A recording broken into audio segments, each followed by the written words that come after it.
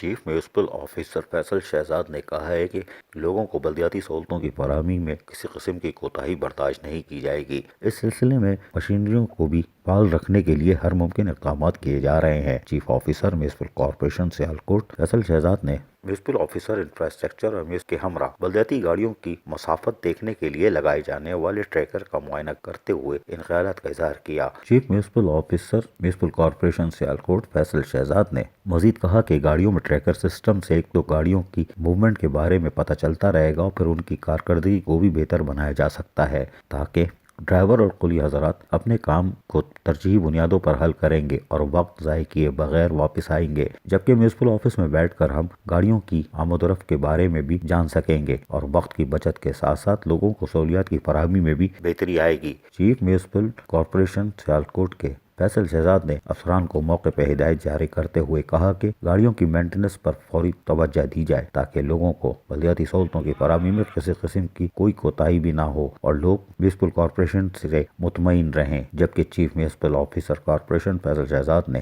Municipal officer infrastructure کو ہدایت کی کہ وہ ٹریکر سسٹم کی مانیٹرنگ کو بھی جاری رکھنے کے لیے خصوصی ٹیمیں بھی تیار کریں۔ عزیز عارف، KBS بلدیاتی نیوز۔